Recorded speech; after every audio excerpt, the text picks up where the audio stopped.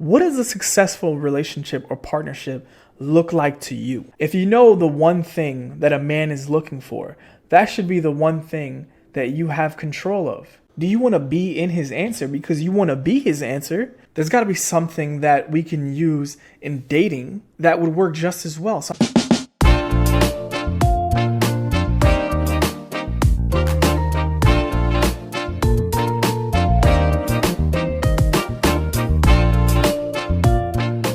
Welcome back to the channel, everyone. Hope you're all having a great day. You know, in our last video, we went over how to prospect in dating. And if you watched the last video and you're new to the channel and you find everything really interesting, subscribe, because I have plenty of great content coming out in this strategic dating series that I think is going to be super valuable to everyone who's listening and wants to date and who's trying to find exactly what they want. So before we get into it, you already know who it is. Just the one bringing the game so you ladies can understand what men are saying. You know the name, Touche.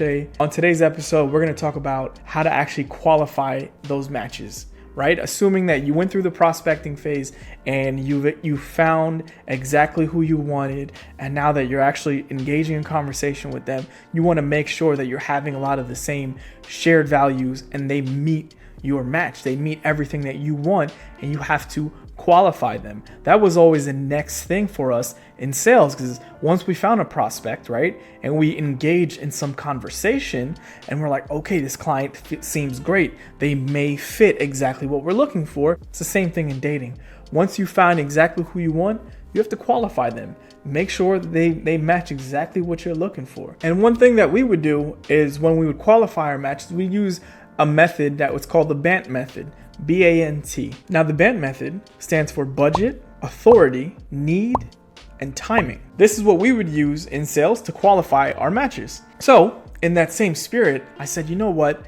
There's got to be something that we can use in dating that would work just as well. So I came up with one. Look at this, new exclusive just for y'all. It's the first time it's going to be used here. We're going to call it the DATER method. That's right. We're all daters, right?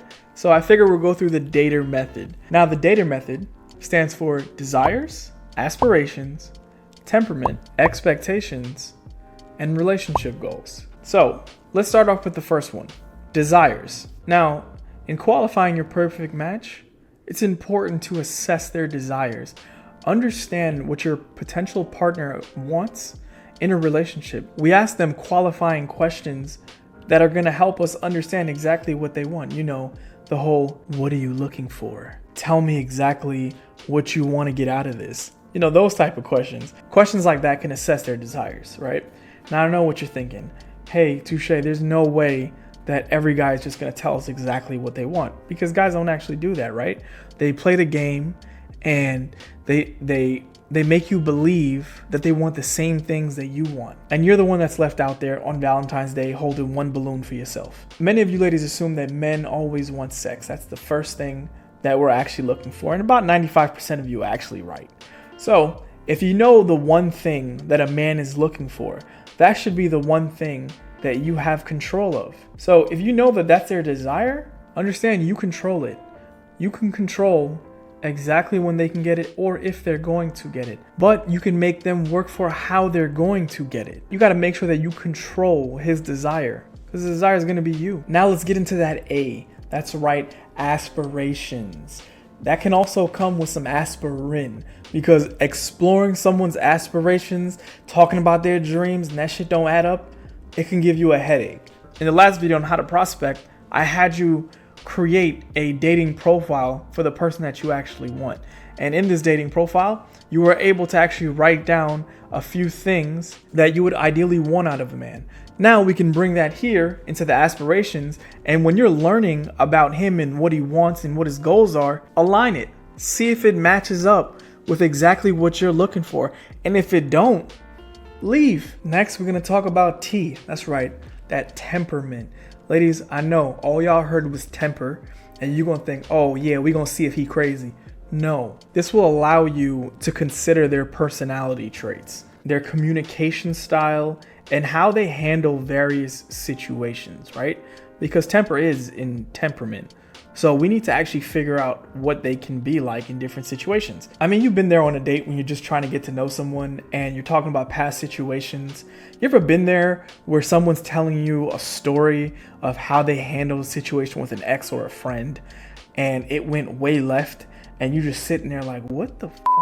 What am I gonna do with that? The way someone handles a situation can actually tell you a lot about them, and if that's the type of person that you'd actually want around you. But also, like I mentioned before, their communication style.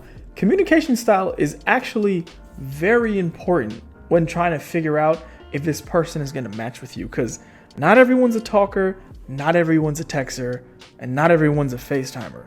So you need to really figure out what really works for you and what works for them, and if it's gonna work for the both of y'all. Next, let's pop that E. Let's get right into E. That's for that expectations. Clarifying expectations, I know, is something that you ladies look forward to, because that's always upfront with any woman that I meet on dating or just in person. Is like, this is what I want. Do you want the same thing?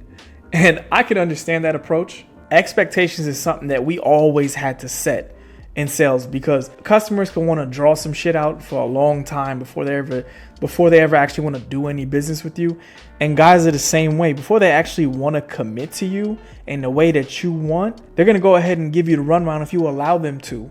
So setting those expectations and clarifying them up front is going to help you to understand if this person is actually right for me right now. Now lastly is that R, boy. After you done went through date, you get right to R. And that is relationship goals. This is where you assess their vision for a relationship and what they consider important to a successful partnership. And those two are actually really important, because understanding the vision that he's going to have for the way this dynamic is going to work is going to let you know what you're in for. So evaluating that up front is going to save you a lot of time before you actually make that commitment to him. Also, a good question to ask a guy, it could be on a date or whatever, what does a successful relationship or partnership look like to you? And let them define that. See the type of answer they give, and if that's something that you actually want to be in. Do you want to be in his answer because you want to be his answer? So figure out if you want to be in his answer. Now, this brand new DATER method created by me is going to allow y'all to qualify these men and figure out if they share the same values as you.